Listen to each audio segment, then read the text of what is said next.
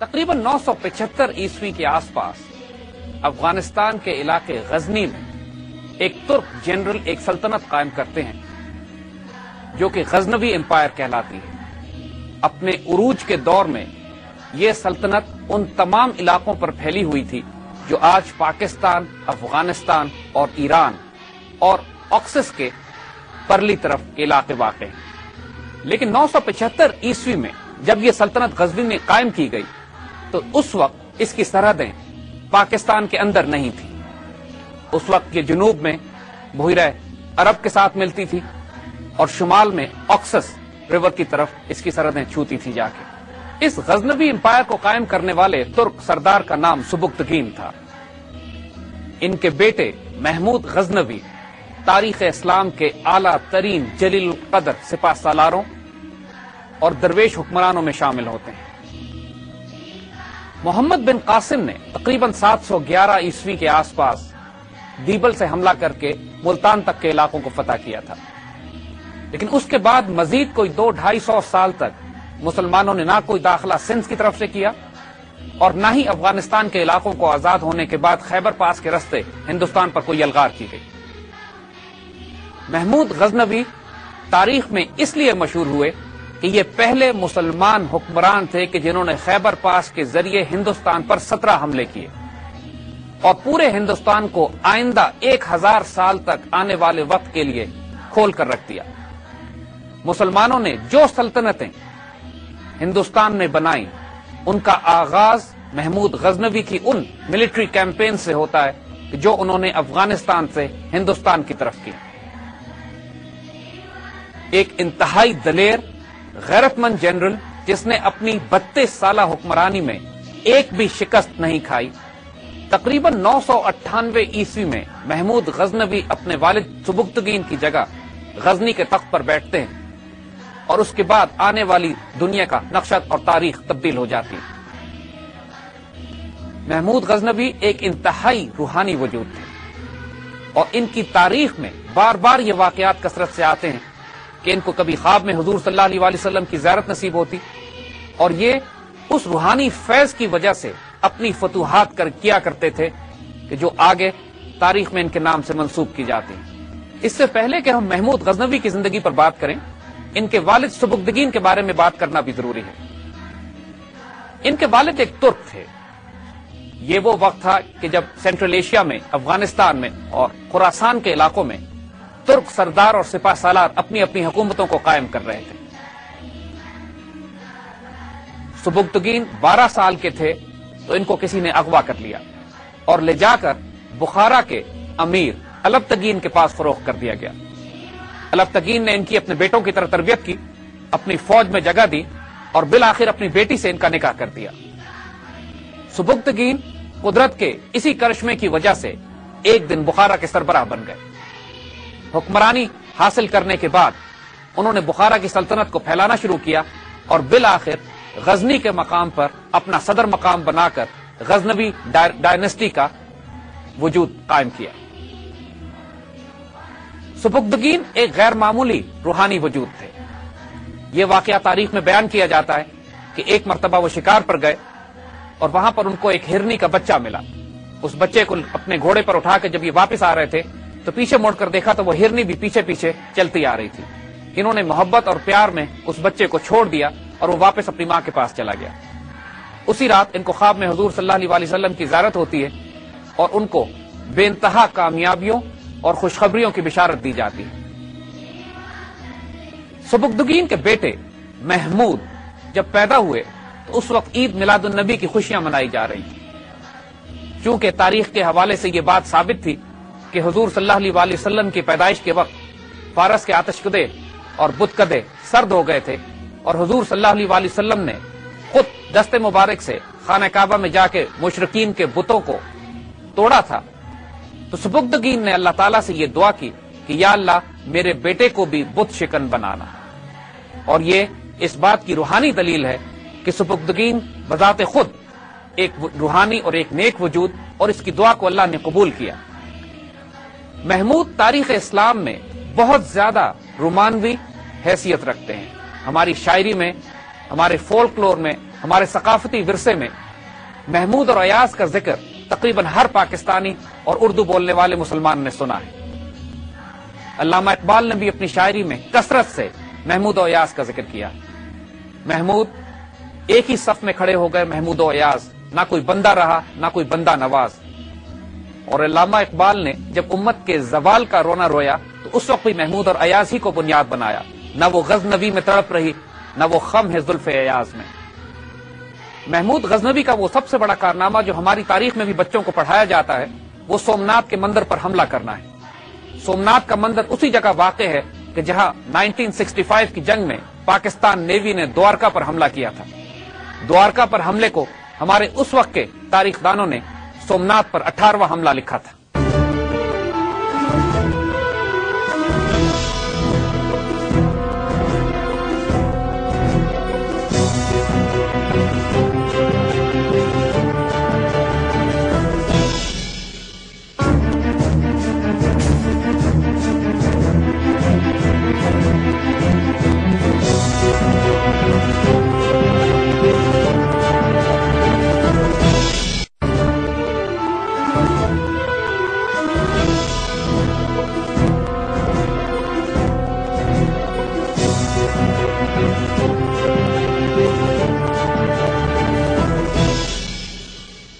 اس سے پہلے کہ ہم محمود غزنوی کے ان 17 حملوں پر بات کریں، یہ بات بہت اہم ہے کہ ہم اس تاریخی اور سیاسی اور جنگی پس منظر پر بات کریں کہ جس میں یہ تمام مہمات انجام دی گئی۔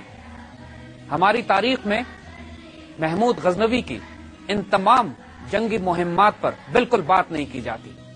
ایک عمومی بات کر دی جاتی ہے کہ انہوں نے ہند پہ 17 حملے کیے۔ وہ تمام تاریخ دان کہ جو ہندوؤں سے متاثر ہیں یا مسلمانوں کا ایک اپولوجیٹک رویہ پیش کرنا چاہتے ہیں، وہ ان کو لوٹ اور پلنڈر کی کیمپین کہتے ہیں کہ مسلمانوں نے صرف ہندوستان پر لوٹ مار کرنے کے لیے یہ حملے کیے۔ اور محمود غزنوی کا جو تاثر ہندوؤں کی طرف سے دیا جاتا ہے وہ یہ کہ جیسے یہ مجاہد صرف ایک لٹیرا تھا اور جو لوٹ مار کے غرض سے ہندوستان میں داخل ہوا۔ تاریخ جو حقیقت ہے تاریخ کی، اس کے بالکل برعکس ہے۔ آج ضروری ہے کہ ہم اس تاریخی پس منظر پہ بات کریں۔ محمود غزنوی کی سلطنت جس دور میں غزنہ میں قائم تھی، اس زمانے میں خلافت عباسیہ بغداد سے حکومت کر رہی تھی۔ اس کے ساتھ ساتھ جتنے بھی سینٹرل ایشیا، خراسان، ماوراء النہر کے علاقے اور یہ افغانستان کے علاقے مختلف قسم کے قبائلی سرداروں میں بٹے ہوئے تھے۔ سبکتگین نے آ کر یہاں پر ایک مضبوط مرکز بنایا، ایک مضبوط سلطنت بنائی، اور اس کا مقصد اور اس کا فوکس بھی وہی تھا جو اس سے پہلے 250 سال سے ان جہاں کے تمام حکمرانوں کا رہا ہے کہ ہندوستان پر حملہ نہیں کرنا، صرف ایشیا وسطی میں، سینٹرل ایشیا میں، ٹرانس آکسینیا میں اور خراسان کے علاقوں میں اپنی سلطنت کو مضبوط کرنا ہے۔ دیکھیں یہ بات نوٹ کیجئے گا کہ قتیبہ بن مسلم نے گو کے علاقے کھول دیے تھے، اس کے باوجود 250 سال تک کوئی مسلمان سپہ سالار ہند کی طرف داخل نہیں ہوا۔ سبکتگین کا بھی کوئی ارادہ نہیں تھا ہندوستان میں داخل ہونے کا۔ ان حالات میں اس کی توجہ ان دوسرے ترک قبائل کے ساتھ معاہدات یا جنگیں کرنے کی طرف مبذول تھی کہ جو اس کی سلطنت کی راہ میں رکاوٹ بنے ہوئے تھے۔ اس وقت ہندوستان کا حال کیا تھا؟ اس وقت پورا ہندوستان، جس میں آج کا پاکستان بھی شامل ہے، سینکڑوں ہندو راجوں اور مہاراجوں کی زیر نگرانی تھا۔ ایک بات نوٹ کیجئے گا کہ ہندوستان اس وقت بھی ایک بڑا ملک نہیں تھا، ایک بڑی ریاست نہیں تھی، ایک امپائر نہیں تھی۔ ہندوستان چھوٹی چھوٹی ریاستوں، چھوٹے چھوٹے صوبوں، چھوٹے چھوٹے شہروں اور قلعوں کا ایک مجموعہ تھا جس کا کوئی ایک کمانڈر ان چیف بھی نہیں تھا، نہ کوئی حکمران تھا، نہ کوئی سربراہ تھا۔ جب سے اشوکا کی حکومت ٹوٹی تھی، جو کہ اکھنڈ بھارت کی آخری حد تھی جو کبھی انہوں نے بنائی آج سے کئی ہزار سال پہلے، اس کے بعد سے ہندوستان کبھی بھی ایک ملک نہیں تھا۔ اب اس وقت غزنی کی ریاست کی حیثیت وہی تھی جو آج کے پاکستان کی انڈیا کے خلاف ہے۔ یعنی ہم یہ پاکستانی اس بات کو بہت اچھی طرح جان سکتے ہیں کہ اگر ہمیں ہندوؤں جیسا یا انڈیا جیسا ہمسایہ ملے تو وہ پاکستان کے ساتھ کیا سلوک کریں گے۔ ہر روز کی ریشہ دوانیاں، فتنہ، فساد، دشمنوں کی مدد کرنا اور چھیڑ چھاڑ جو مسلسل 60 سال سے انڈیا پاکستان کے ساتھ کرتا چلا آ رہا ہے، ایگزیکٹلی یہی ذہنیت، یہی مینٹیلٹی، یہی حرکتیں، یہی فتنہ اور فساد اور یہی جنگیں ہندو راجے غزنی کی ریاست کے ساتھ کر رہے تھے۔ سبکتگین جو محمود غزنوی کا باپ تھا، اس نے افغانستان کے تمام وہ علاقے جو خیبر پاس تک تھے ان کو فتح کر لیا تھا، مگر سبکتگین کے دور ہی میں پشاور کا ہندو راجا جے پال بار بار فتنہ انگیزی کر کے سبکتگین کی سلطنت پر حملے کرتا رہتا تھا۔ چھیڑ چھاڑ ہندوؤں کی طرف سے شروع ہوئی تھی، سبکتگین کی طرف سے نہیں۔ سبکتگین کے انتقال کے بعد جب اس کا بیٹا محمود تخت پر بیٹھا ہے اور سلطنت کمزور تھی تو جے پال نے ایک دفعہ پھر انیشیٹو لیا اور خیبر پاس سے گزر کر جلال آباد پر قبضہ کر لیا اور محمود کی سلطنت میں سے ٹکڑے نکال کر اپنی سلطنت میں شامل کر لیے۔ اس وقت وہ تمام علاقے جو آج پاکستان کے ہیں، یہاں پر دو بڑے بڑے بادشاہ حکومت کیا کرتے تھے یا راجے حکومت کیا کرتے تھے۔ ایک جے پال تھا جس کی بنیاد پشاور میں تھی اور وہ پشاور سے کشمیر لے کر اور نیچے مشرقی پنجاب اور ان تمام علاقوں پر اس کی حکومت تھی۔ دوسری طرف ایک راجہ بھاٹیا جو آج کے راولپنڈی کے آس پاس کے وہ تمام علاقے جہاں پنڈی بھٹیاں، خوشاب اور یہ تمام علاقے شامل ہیں، ان کی طرف ان کی حکومت تھی، افغانستان کی سرحد کی طرف بڑھتی ہوئی۔ یہ دو بڑے راجے بہت زیادہ پرابلم کریٹ کر رہے تھے محمود غزنوی کی سلطنت اور حکومت کے لیے۔ محمود کی توجہ بھی پہلے صرف ایشیا وسطی اور خراسان کی طرف تھی، لیکن جب اس کے باپ کی ریاست پر ہندو راجوں نے حملہ کر کے حصے بکھرے کرنا شروع کیے تو محمود بھی پھر جلال میں آ گیا۔ سب سے پہلے اس نے حملہ کر کے خیبر تک اپنے راستوں کو صاف کیا اور خیبر کے قلعے اور اس کے آس پاس کے علاقوں کو جے پال سے چھین کر اپنی سلطنت میں شامل کر لیا۔ یہ ہندوستان پر پہلا حملہ تھا اس کا۔ ایک بات اور ذہن میں رکھیے گا کہ چونکہ ہندوستان اس وقت کسی ایک راجہ یا مہاراجہ کی حکومت یا ایک بادشاہ کی سلطنت نہیں تھا، لہذا جنگی حکمت عملی بھی یہ تھی کہ پہلے سینٹر آف گریوٹی کو جو مختلف علاقوں میں ہندو راجے اور مہاراجے پھیلے ہوئے ہیں ایک ایک کر کے آئسولیٹ کیا جائے اور ایک ایک کر کے ان کو ختم کیا جائے۔ محمود کی توجہ صرف یہ تھی شروع میں کہ پہلے ان تمام علاقوں کو فتح کر کے ان دو بڑے بڑے فتنے، راجہ بھاٹیا کے جو پنڈی بھٹیاں کے آس پاس حکومت کرتا تھا اور جے پال جو پشاور کے آس پاس تھا، ان دونوں کا فتنہ ختم کر دیا جائے تاکہ اس کی ریاست کی مشرقی سرحدیں محفوظ ہو جائیں اور ہندوؤں کی فتنہ گری سے یہ محفوظ ہو اور یہ اپنی توجہ مبذول کر سکے سینٹرل ایشیا اور خراسان کی طرف۔ اس کا کوئی ارادہ نہیں تھا ہندوستان پر نہ حملے کرنے کا نہ ہندوستان پر قبضہ کرنے کا، جس طرح پہلے 250 سال تمام مسلمان اور ترک سلاطین جو تھے وہ صرف انہی علاقوں پر فوکس کرتے رہے تھے جو آج سینٹرل ایشیا یا خراسان میں شامل ہے۔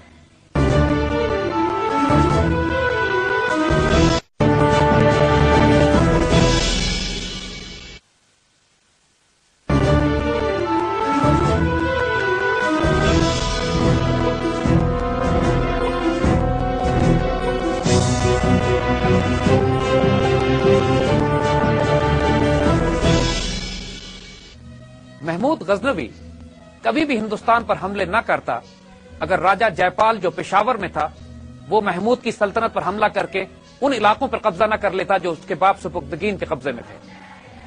محمود کو بھڑکانے والے خود ہندو تھے، فتنہ انگیزی ہندوؤں کی طرف سے تھی۔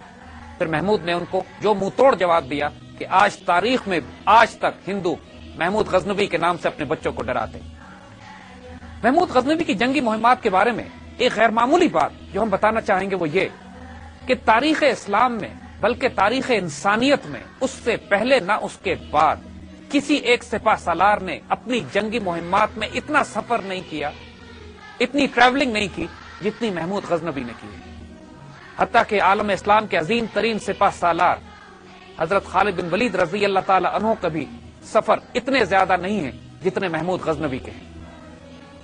اپنی 32 سالہ دور حکومت میں تقریباً 80,000 کلومیٹر سے زیادہ علاقہ اس نے سفر کر کے طے کیا جنگی مہمات میں۔ ہندوستان میں جو 17 ایکسپیڈیشنز انہوں نے بھیجے، اگر ان کی تاریخ آپ دیکھیے تو ان کی جنگی حکمت عملی پر انسان اش اش کر اٹھتا ہے۔ ایک اسٹریٹجسٹ، ایک ٹیکٹیشین، ایک تھنکر، ایک فلاسفر، ایک درویش اور ایک جنرل اور ایک کمانڈر ان چیف، یہ تمام خوبیاں محمود غزنوی میں بدرجہ اتم موجود تھی۔ ان کی پہلی کیمپین جیسے ہم نے عرض کیا صرف خیبر کو فتح کرنے کے لیے تھی۔ وہ راستہ صاف ہو گیا تو اس کے بعد اگلے سال جے پال سے براہ راست پشاور کے پاس مقابلہ کیا جاتا۔ ہندو راجے ان کے پاس جو سب سے زیادہ اسٹرینتھ ہوا کرتی تھی تعداد کے علاوہ وہ ہاتھیوں کی ہوتی تھی۔ افغان اس سے پہلے کبھی ہاتھیوں سے جنگ کرنے کے عادی نہیں تھے۔ جے پال بھی تقریباً 40 ہاتھیوں کے ساتھ جو اس وقت کے لیے بہت بڑا آرمڈ ڈویژن تھا، لے کر محمود کے مقابلے پر آیا۔ محمود چند ہزار کے لشکر کے ساتھ اس جمع غفیر سے ٹکرایا، لیکن اللہ نے اس کو فتح نصیب کی اور جے پال اور اس کے تمام بیٹے گرفتار کر لیے گئے۔ محمود نے ان کو پھر بھی جزیہ لے کے، فدیہ لے کے باعزت بری کر دیا، آزاد کر دیا، اور اس کے بعد واپس غزنی چلا گیا۔ اگلے سال اس کا تیسرا ایکسپیڈیشن بھیرا کے راجا کی طرف تھا، جو پنڈی بھٹیاں اور ان علاقوں میں محمود کی فتنہ گری کر رہا تھا۔ اس کی سرکوبی کرنے کے بعد بھی محمود واپس چلا گیا، اور اب یہ تمام علاقے پشاور سے لے کر خوشاب اور پنڈی تک، یہ تمام علاقے کم از کم یہاں سے فتنہ گری محمود کے لیے ختم ہو گئی تھی۔ تیسرا ایکسپیڈیشن جو اس نے انڈیا میں روانہ کیا وہ ملتان کی طرف تھا۔ ملتان میں ایک مسلمان بادشاہ تھا، مسلمان حکمران تھا، لیکن وہ مرتد ہو چکا تھا۔ محمود نے جا کے اس کی سرکوبی کی، اس کی جگہ کسی اور کو بٹھایا اور واپس غزنی چلا گیا۔ چوتھی کیمپین بھی ملتان ہی کے خلاف تھی، کیونکہ جس بادشاہ کو اس نے بٹھایا وہ بھی مرتد ہو گیا، کیونکہ اس زمانے میں مسلمانوں کی اخلاقی اور دینی حالت ان علاقوں میں بہت کمزور ہو چکی تھی۔ اس کی سرکوبی کے لیے پھر محمود ملتان پہنچا اور سرکوبی کے بعد واپس چلا گیا۔ اس کے باقی ایکسپیڈیشنز بہت انڈیا میں اندر کی طرف تھے، قنوج، گوالیار، دہلی، لاہور، اجمیر، ان تمام علاقوں پر اس نے ایکسپیڈیشنز لانچ کرنا شروع کی، اور اسی طرح یہ ایکسپیڈیشنز اس کی بڑھتے بڑھتے 17 تک جا پہنچی۔ یہ ایک ایکسپیڈیشن پہ جاتا، اس کیمپین کو مکمل کرتا اور واپس چلا جاتا۔ یہ بات ہم آپ کو پہلے بتا چکے ہیں کہ محمود غزنوی کا اصل فوکس اپنی سلطنت کو ان علاقوں میں وسیع کرنا تھا کہ جو خراسان اور سینٹرل ایشیا کی طرف تھی، مگر شروع میں ہندوستان اس کے آنے کا مقصد یہ تھا کہ اپنی مشرقی سرحدوں کو ہندوؤں کے فتنے سے محفوظ کیا جا سکے۔ مگر جب اس بت شکن مجاہد نے ہندوستان کا یہ حال دیکھا کہ یہاں پر مختلف راجے مہاراجے مختلف علاقوں میں بٹے ہوئے ہیں اور کوئی منظم حکومت یہاں موجود نہیں ہے، تو اس بت شکن مجاہد کو یہ موقع ملا کہ ہندوستان میں آگے بڑھ بڑھ کر بڑے بڑے بتوں کو توڑتا چلا جائے۔ اس کی تمام جنگی مہمات اسی مقصد سے تھیں، لیکن غیر معمولی اور حیران کن بات یہ ہے کہ یہ جن جنگی مہمات پر جایا کرتا تھا وہ اس کے مرکز غزنی سے اتنا دور ہوا کرتی تھیں کہ صرف یک طرفہ سفر میں 1 سے 3 مہینے لگ جایا کرتے تھے۔ یعنی قنوج کا قلعہ تو اس کے مرکز غزنی سے 3 مہینے کے فاصلے پر تھا، اور بیچ میں 7 بڑے دریا آیا کرتے تھے۔ ہندوستان میں اس سے پہلے مغرب کی طرف سے کسی جنرل نے، چاہے وہ چنگیز خان ہو یا سکندر اعظم ہو، کسی جنرل نے اتنی گہرائی میں ہندوستان کی سرزمین میں اندر جا کر حملے نہیں کیے تھے جتنا محمود غزنوی نے کیے۔ اس وقت ہندوستان کی حالت یہ تھی کہ ہندوستان کے راجے اور مہاراجے اپنے پجاریوں کے ساتھ مندروں کو مرکز بنا کر اپنے شودروں پر، بدھس کے اوپر اور جین قوم پر حکومت کیا کرتے تھے۔ مندر صرف عبادت گاہ نہیں تھے، ان کی پولیٹیکل، ملٹری اور ریلیجس سینٹر آف گریوٹی بھی تھے۔ ہندوؤں کے عقیدے یہ ہوا کرتے تھے کہ جو بڑے بڑے بت ان کے پاس موجود ہیں، جب تک یہ بت ان کے درمیان میں ہوں گے، کوئی باہر سے آنے والا لشکر یا سپہ سالار ہندوؤں کو شکست نہیں دے سکتا۔ اس کی وجہ سے یہ بہت ضروری تھا کہ ہندوؤں کے اس عقیدے کو پاش پاش بھی کیا جائے اور ان بتوں کو بھی توڑا جائے کہ جو ان کی اسپرچل یا روحانی یا ریلیجس سینٹر آف گریوٹی کا مرکز بنے ہوئے تھے۔ ہمارا یہ بت شکن سلطان جب بھی کسی مہم پر جاتا، اس بات کا خاص اہتمام کرتا کہ حضور صلی اللہ علیہ وآلہ وسلم کی اس سنت پر کہ جو آپ نے فتح مکہ کے موقع پر بتوں کو اپنے ہاتھ سے توڑا تھا، ہر جگہ وہ تمام بڑے بڑے بت کہ جو ان کی فوجی سیاسی طاقت کا مرکز ہوا کرتے تھے، اپنے ہاتھ سے اس کو پاش پاش کیا کرتا تھا۔ سومناتھ ہندوستان کا سب سے بڑا مندر تھا، یہاں پہ سالانہ کئی لاکھ لوگ آ کر چڑھاوے چڑھاتے، اور سومناتھ کا بت پورے ہندوستان میں اپنی جادوئی کرامات کی وجہ سے مشہور تھا۔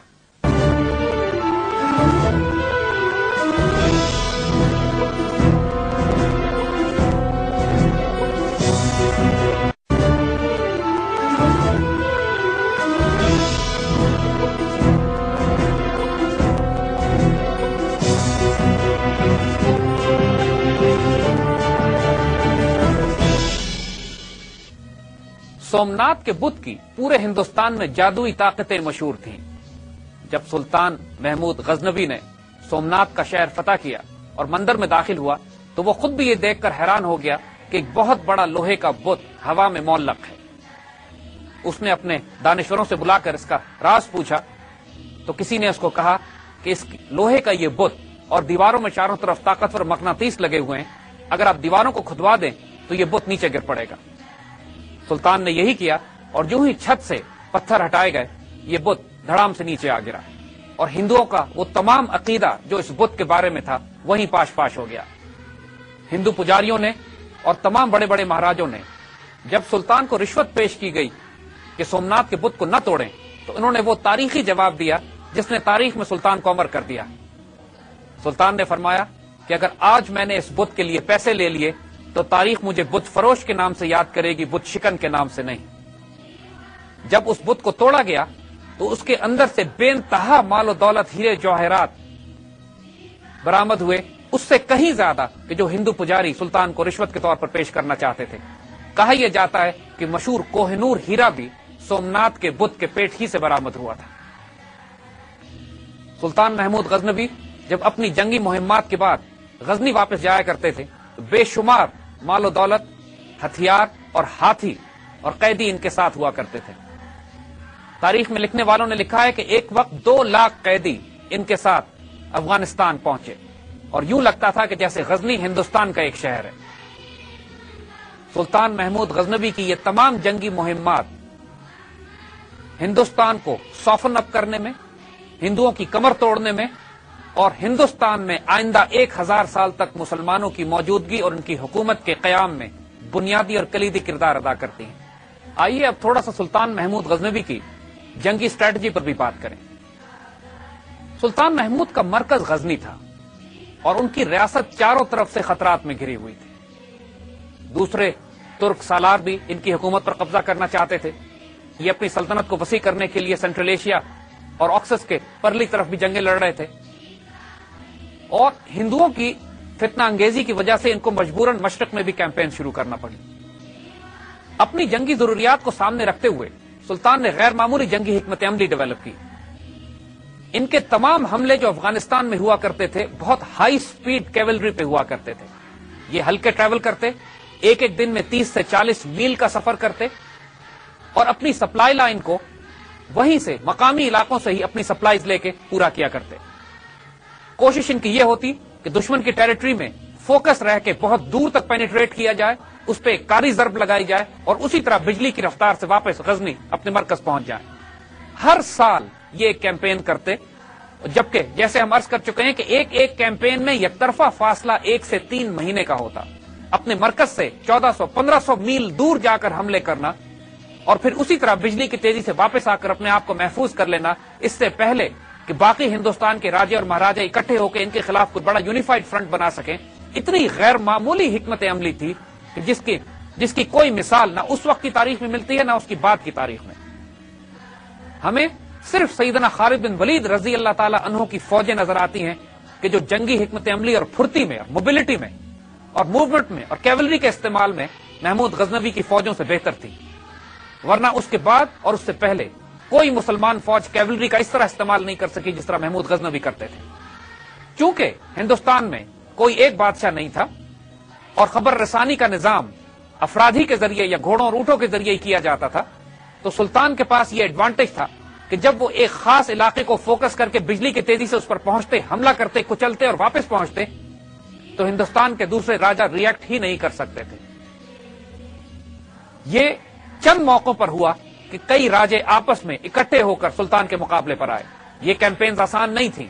2-2 लाख, 2.5 लाख के लश्कर के मुकाबले में 15 और 20 हजार अफगान और मुसलमान हुआ करते थे।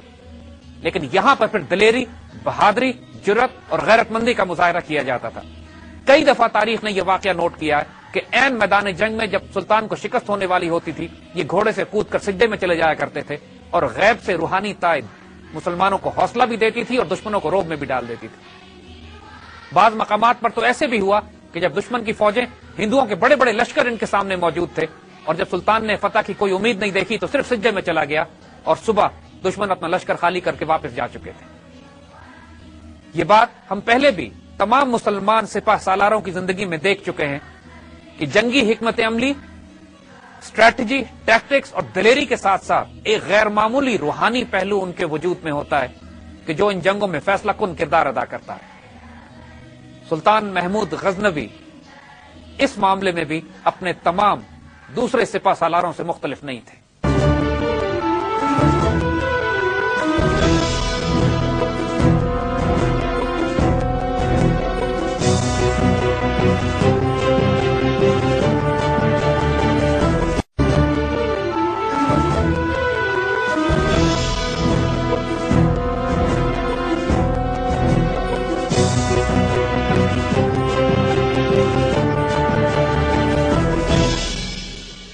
سلطان محمود غزنوی ہندوؤں کی سازشی اور فتنہ انگیز طبیعت کو خوب اچھی طرح سمجھ گئے تھے۔ انہوں نے جو حکمت عملی ہندوؤں کے خلاف استعمال کی، اس کا بنیادی فوکس اس بات پہ ہوتا تھا کہ پہلے تو ان کا ملٹری انفراسٹرکچر تباہ کرتے تھے، ان کی فوجوں کو کچل کے تباہ برباد کر دیا۔